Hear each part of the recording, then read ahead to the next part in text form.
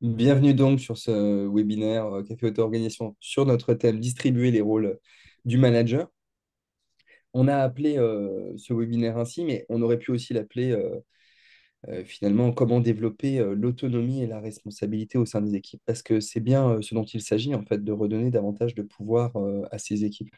On aurait pu parler des systèmes, des modèles organisationnels, c'est-à-dire de parler des prises, des structures qui favorisent l'autonomie, l'auto-organisation des équipes. Alors, on a pu parler d'entreprises libérées, lacratiques, opales ou encore agiles, mais ici, on va plutôt se concentrer sur un maillon clé qui est celui de l'équipe.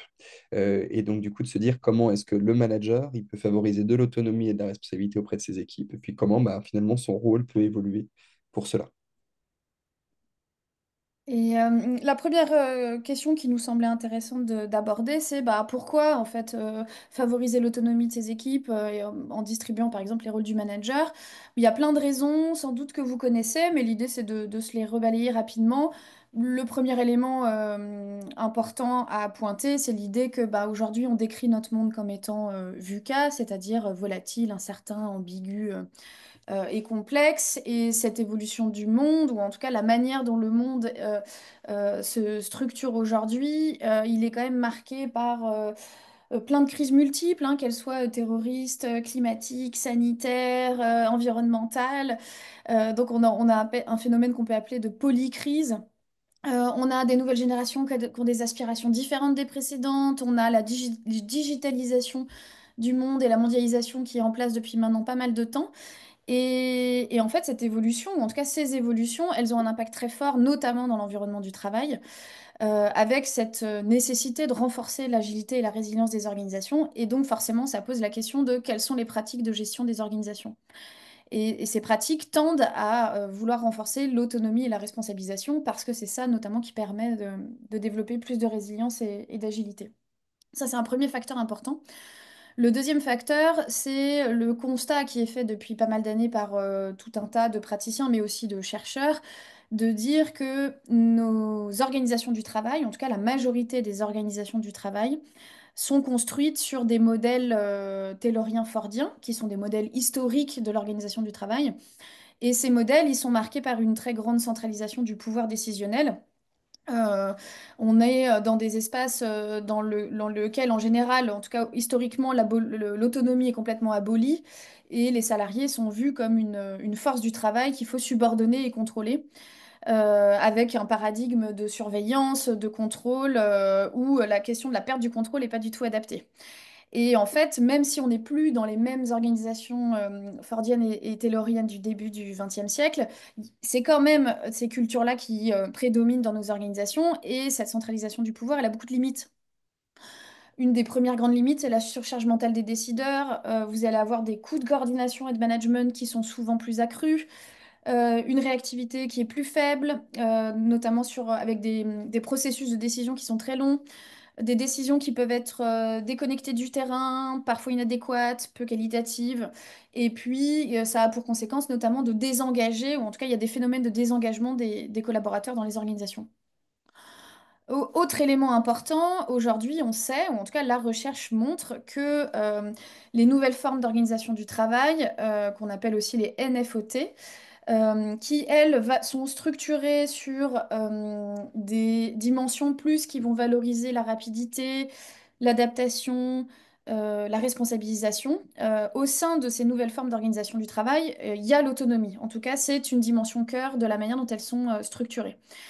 Et cette décentralisation du pouvoir, elle a des avantages. Évidemment, chaque modèle a ses avantages et ses limites, mais en tout cas, elle a des avantages qui peuvent permettre de répondre à ce monde plus complexe dans lequel on évolue, qui sont de divers ordres. Vous allez avoir le fait de gagner en efficacité, en souplesse, euh, de renforcer la motivation dans le travail, parce qu'on motive beaucoup plus les personnes par l'intermédiaire de l'autonomie.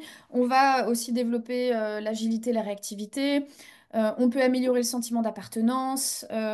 Et il y a beaucoup d'études qui montrent que l'autonomie est constitutive de la performance. En tout cas, certaines formes d'autonomie et certaines manières de l'organiser. En tout cas, il y a tout un intérêt à se poser la question de ces nouvelles formes des organisations du travail, en quoi elles peuvent répondre à cet environnement dans lequel on se situe aujourd'hui. Et puis, dernier élément, qui n'est pas des moindres non plus, il y a beaucoup de travaux de recherche qui montrent en fait que ce qu'on appelle la prise d'autonomie ou l'autonomie dans le travail, eh ben, en fait, ça existe déjà, même quand ça n'est pas accordé par l'organisation du travail. Et ils appellent ça, les chercheurs, des tactiques d'auto-organisation.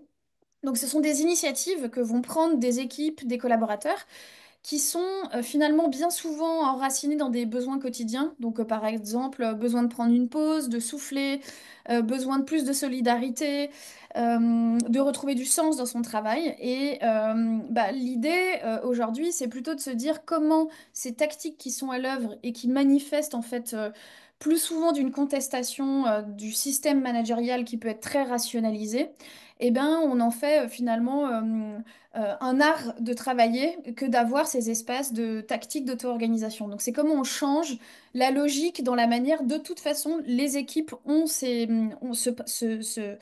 ménage des espaces d'autonomie, même si structurellement, elles n'en ont pas. Donc voilà tout un tas de raisons déjà qui peuvent expliquer pourquoi partager de l'autonomie à ces équipes, ça a du sens. Ensuite, il nous semblait important de définir un peu mieux ce dont on parle quand on parle d'autonomie. Nous, on est quand même très attachés à la fois aux travaux de la recherche et en même temps à voir les pratiques qui sont mises en place dans tout un tas d'organisations. Et vous n'êtes pas probablement sans entendre parler d'autonomie à toutes les sauces. Et ça nous semblait important de se dire, OK, reclarifions d'un point de vue scientifique ce qu'on entend par la notion d'autonomie. Donc l'autonomie, déjà, juste simplement ce mot, c'est la capacité à agir par soi-même. Sur la question du travail, l'autonomie, elle peut se diviser en trois formes d'autonomie différentes qui sont très importantes justement à différencier. Vous avez ce qu'on appelle d'abord l'autonomie comportementale. Donc ça renvoie la disposition, aux dispositions, aux capacités individuelles qu'on a à être autonome. Donc ça va être lié à nos caractéristiques personnelles, à nos expériences de vie, et cette autonomie, elle va consister à réguler notre propre comportement plutôt que d'attendre une régulation externe. Donc ça, c'est vraiment quelles sont mes capacités et mes dispositions individuelles à être autonome. Ensuite, vous allez avoir l'autonomie structurelle. L'autonomie structurelle, c'est vraiment la manière dont l'organisation du travail est structurée, est organisée, est-ce qu'elle favorise ou non l'autonomie des acteurs qui se trouvent au sein de cette organisation-là. Donc là, on va vraiment être sur l'idée d'avoir une décentralisation qui est formelle de la décision et de l'autorité, avec plutôt une faible formalisation des processus de travail, ou en tout cas des processus qui sont flexibles, dans lesquels on a des marges de manœuvre. Donc ça, c'est vraiment la structure organisationnelle, l'organigramme, les processus, les rôles, les périmètres, les prérogatives décisionnelles, comment ils sont organisés pour favoriser l'autonomie. Et puis, dernière dimension, qui est l'autonomie subjective. Et l'autonomie subjective, c'est vraiment la perception, c'est le vécu, l'expérience que chacun, chacune peut avoir de son sentiment, enfin de sa capacité à être réellement autonome. Est-ce que j'ai le sentiment d'avoir un impact sur les objectifs de travail? Est-ce que j'ai le sentiment de pouvoir faire des choix dans la manière d'organiser mon travail? Cette autonomie subjective-là, aujourd'hui, tous les travaux de la recherche montrent qu'en fait, elle a un impact extrêmement important sur le sentiment de satisfaction, sur l'engagement des collaborateurs et sur leur sentiment de bien-être. Donc en fait, finalement, quand on s'intéresse à l'impact de l'autonomie dans les organisations, c'est presque l'autonomie subjective qu'il faut mesurer, parce que c'est celle-là qui est très fortement corrélée à des conséquences positives. Et l'élément auquel il faut faire très attention, c'est qu'il n'y a pas de lien automatique entre autonomie structurelle et subjective. C'est pas parce qu'on a une organisation du travail qui est construite pour favoriser l'autonomie que les personnes vont se sentir en autonomie et donc on va obtenir les mêmes résultats en termes de bien-être, d'engagement, de prise d'initiative, etc., etc. Donc gardez bien ça en tête. L'élément le plus important finalement quand on s'intéresse à la question de l'autonomie au travail, c'est le sentiment d'autonomie subjective. Évidemment, l'autonomie comportementale et structurelle joue, mais le résultat attendu, c'est plutôt le sentiment que les personnes vont avoir d'être autonomes. Et question qu'on peut ensuite se poser, donner de l'autonomie, de quoi on parle, à quoi ça renvoie, comment on fait ça? Bah, il y a différentes manières de concevoir et de classer finalement la notion de l'autonomie dans le travail. On peut décrire l'autonomie d'une équipe selon une amplitude et selon des domaines dans lesquels cette autonomie peut s'exercer. Il y a tout un tas de graduations intermédiaires, mais l'idée c'était d'essayer de déjà un peu décrire ces deux dimensions-là. L'amplitude, c'est vraiment le niveau de liberté et de responsabilisation qu'on va accorder à l'équipe pour décider et agir. Si on devait prendre un continuum, d'un côté, on pourrait avoir ce qu'on appelle l'exécution contrôlée, ou en tout cas ce que les chercheurs appellent l'exécution contrôlée. Donc là, on est dans ce modèle historique taylorien fordiste, dans lequel l'équipe va exécuter des consignes qui sont précises sans aucune marge de manœuvre. L'équipe est exécutante, elle n'a aucune marge de manœuvre en termes de liberté décisionnelle ou de responsabilité. Et puis, vous allez avoir ce qu'on peut appeler la délégation. Donc là, c'est le pouvoir reste dans les mains d'une figure hiérarchique, mais elle peut décider de transférer certaines de ses responsabilités à ses équipes, mais avec un cadre et des modalités qui sont très précises. Et la délégation, elle se construit de haut en bas, c'est-à-dire vraiment avec cette pyramide hiérarchique classique. Et puis, de l'autre côté du continuum, on aurait ce qu'on peut appeler la subsidiarité. Et dans le phénomène, ou en tout cas dans le principe de subsidiarité, il y a vraiment l'idée que la responsabilité, elle appartient au collaborateur. Et que chaque personne est en charge d'une mission qui va lui être confiée et qu'elle dispose de toutes les marges d'autonomie possibles pour mener à bien cette mission. Et donc de décider et d'agir autour de cette mission-là. Et donc ça veut dire qu'elle dispose de toute autonomie, sauf pour les décisions qui pourraient impacter d'autres personnes qui ne sont pas dans son périmètre. Et donc, auquel cas, elle peut se référer à d'autres personnes pour prendre des décisions. Mais vraiment, on a une logique où là, la décision et l'action sont centrées sur le collaborateur ou sur l'équipe. Évidemment, l'autonomie ne s'exerce pas de manière tout à fait uniforme dans une équipe. Elle peut se déployer de manière très différenciée avec du coup trois grands domaines qu'on pourrait résumer comme étant la question opérationnelle. Donc ça va être l'exécution quotidienne du travail, qui peut être de l'ordre comment on organise le travail, comment on se répartit les tâches. Comment on réalise le travail, comment on choisit ses outils, on va gérer les aléas, les difficultés avec les clients, les relations avec les prestataires externes, etc. On va avoir un autre domaine qui est un domaine plutôt organisationnel. Donc là, c'est comment l'organisation de l'équipe est pensée et comment elle fonctionne. Et donc, ça va beaucoup plus toucher à la détermination des horaires de travail, l'intégration, la formation des nouveaux membres, la régulation des conflits, l'animation des réunions. Ça peut même être le choix du responsable ou du coordinateur. Il y a des équipes qui ont de l'autonomie organisationnelle pour choisir leur propre manager. Et puis enfin, on a l'autonomie, ou en tout cas le domaine de la stratégie, donc là qui concerne toutes les orientations et les choix structurants qui sont faits sur l'activité. Est-ce qu'on fait évoluer les missions de l'équipe? Est-ce qu'on change les priorités et les objectifs? Est-ce qu'on va faire des innovations produits ou des innovations services? Est-ce qu'on va participer à des grandes décisions transverses ou comment on va piloter le budget et les ressources qu'on doit partager? Donc, ce qui est vraiment important ici, c'est de se dire que l'étendue et les domaines dans lesquels l'autonomie est accordée peuvent varier considérablement, mais d'avoir en tête un peu ces dimensions, quand on commence à vouloir donner de l'autonomie, ou en tout cas donner plus d'autonomie à son équipe, c'est vraiment des dimensions qu'il faut prendre en compte et sur lesquelles on va se poser plus de questions. Martin, je crois que tu avais quelques exemples à nous partager. Oui, exactement. Je vous propose de partager trois exemples assez concrets de pratiques qui peuvent être réalisées par un manager au niveau de son équipe pour finalement favoriser l'autonomie et la responsabilisation des équipes. Euh, un premier exemple qui nous vient de l'holacratie.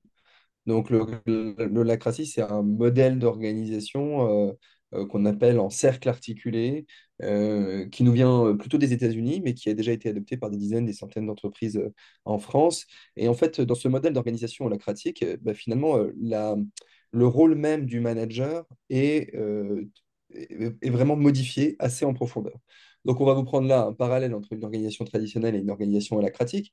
Et donc, pour commencer, dans une organisation dite traditionnelle, les responsabilités du manager, elles sont gigantesques. C'est-à-dire que, il y a à la fois quelque chose d'opérationnel, c'est définir les responsabilités de chacun, prioriser, donner des tâches aux uns et aux autres et contrôler.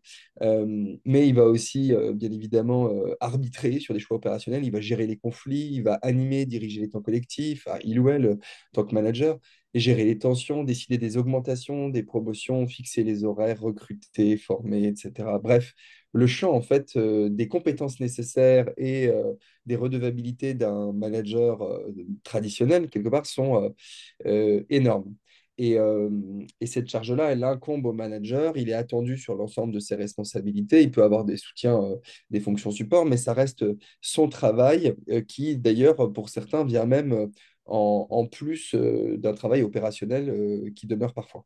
Et l'état d'esprit vraiment dans ce mode de management, bah, c'est un manager qui est responsable et redevable de l'atteinte des objectifs de son équipe. Donc, c'est vers lui qu'on se tourne finalement si son équipe, elle n'est pas au niveau de performance attendu, etc. Et lui, il a tous les leviers, quelque part, à disposition pour essayer d'améliorer cette performance.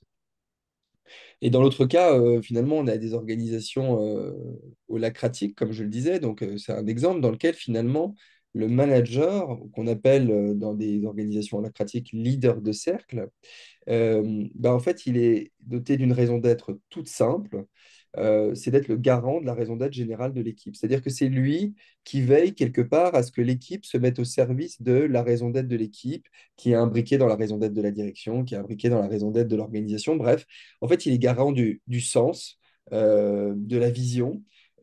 Pas forcément de la stratégie de l'équipe, mais en tout cas de s'assurer que les gens travaillent, œuvrent pour la raison d'être de l'équipe.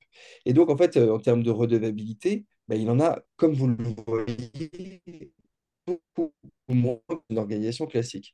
Il va affecter les personnes au rôle de l'équipe et il va suivre l'adéquation et réaffecter aux besoins.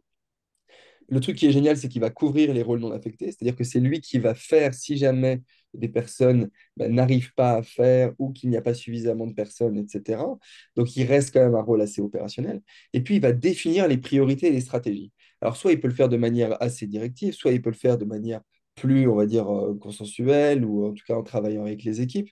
Mais quand on parle de définir les priorités, c'est dire ce qu'on fait davantage et ce qu'on arrête de faire et de définir quelque part les grandes priorités. Mais chacun dans son rôle va avoir de l'autonomie pour décider de la manière de s'organiser, de comment est-ce qu'il va contrôler ses activités, etc., etc.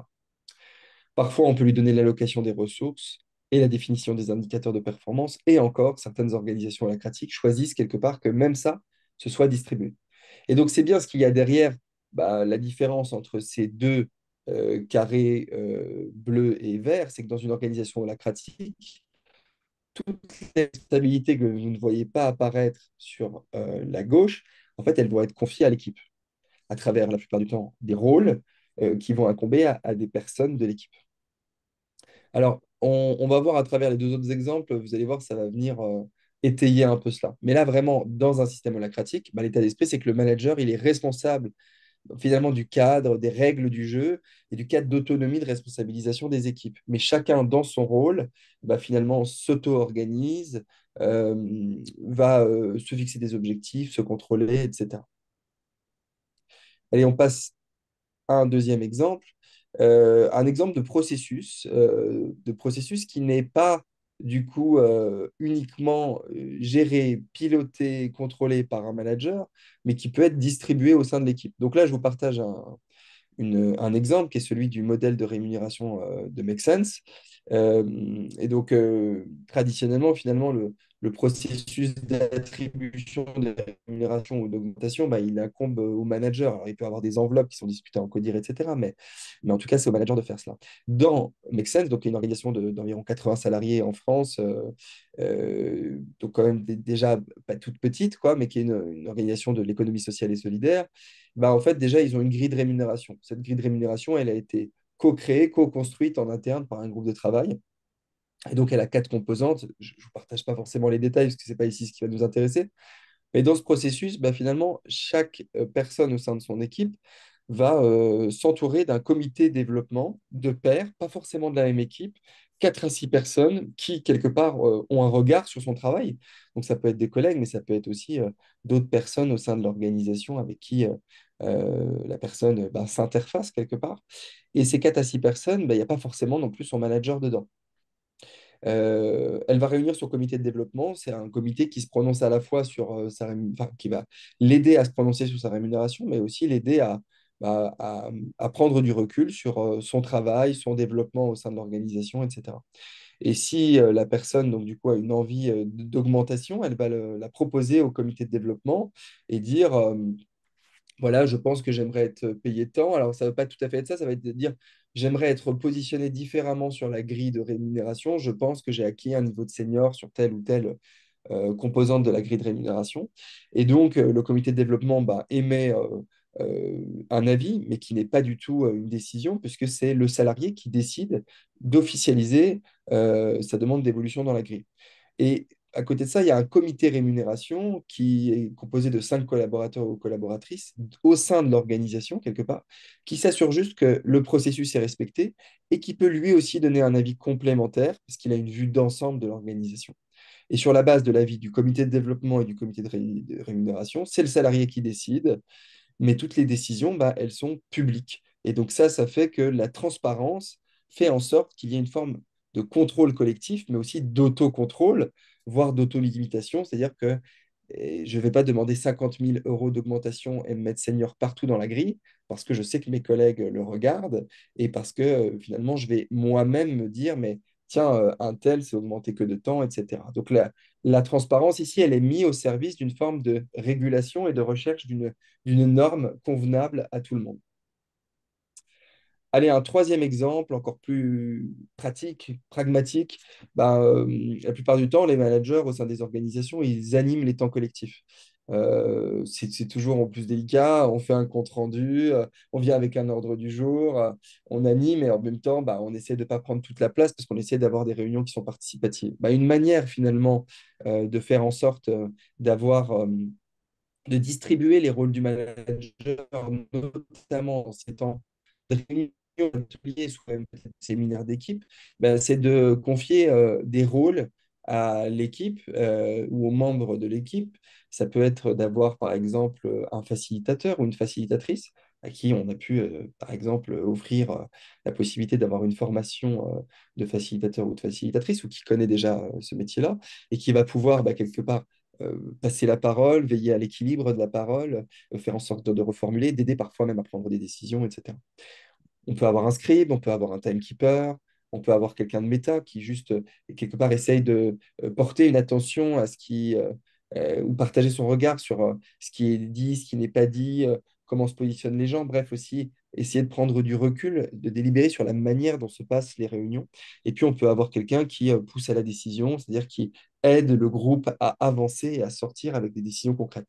Voilà le type de rôle qui peut être partagé, parfois qui peuvent être tournants, et puis d'autres sur lesquels en fait, on a besoin d'avoir de la compétence et sur lesquels il est préférable qu'il y ait une ou deux personnes qui restent quelque part sur ces rôles dans le temps. Mais ça, c'est une manière très pragmatique finalement de donner de l'autonomie à ces équipes. Ça ne veut pas dire forcément de se décharger en tant que manager, mais en tout cas de leur permettre au fur et à mesure de prendre des initiatives, de prendre de l'autonomie, de développer de nouvelles compétences et donc aussi de développer de l'engagement au sein de l'organisation et de son équipe.